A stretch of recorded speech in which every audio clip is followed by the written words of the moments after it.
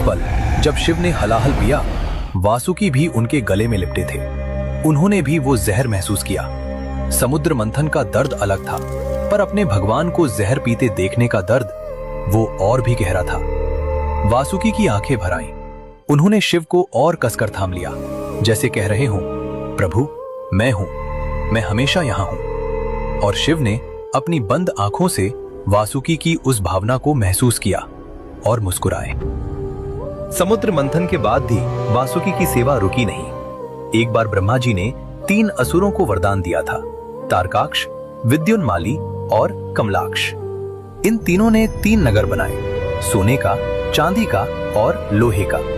यही तीनों मिलकर त्रिपुर कहलाए। वरदान था, ये तीनों नगर तभी नष्ट हो सकते हैं जब एक सीध में आए, और यह काम केवल एक ही बाण से होगा। असुरों ने अत्याचार बढ़ाया, देवता फिर परेशान हुए। भगवान शिव ने त्रिपुर नष्ट करने का निश्चय किया। उन्होंने अपना विशाल धनुष उठाया, लेकिन धनुष की डोरी नहीं थी। शिव ने इधर उधर देखा, तभी वासुकी आगे आए। प्रभु मुझे अपने धनुष की डोरी बनाइए। शिव ने वासुकी को देखा, मुस्कुराए। तथास्तु। वासुकी उस विशाल धनुष में डोरी बन गए। शिव ने पाशुपतास्त्र चढ़ाया। तीनों नगर एक सीध में आए और उस एक बाण से त्रिपुर भस्म हो गया। देवता जय जयकार करने लगे और वासुकी एक बार फिर, खुशी उनकी नहीं थी, श्रेय उनका नहीं था, लेकिन सेवा उनकी थी और वह काफी था। यही वासुकी थे, हमेशा पीछे, हमेशा निस्वार्थ, हमेशा तैयार। लेकिन दोस्तों, वासुकी की कहानी में एक ऐसा अध्याय भी है जो बहुत कठिन है। एक ऐसा दर्द जो युद्ध से नहीं मिला, दुश्मन से नहीं मिला, बल्कि अपनों से मिला।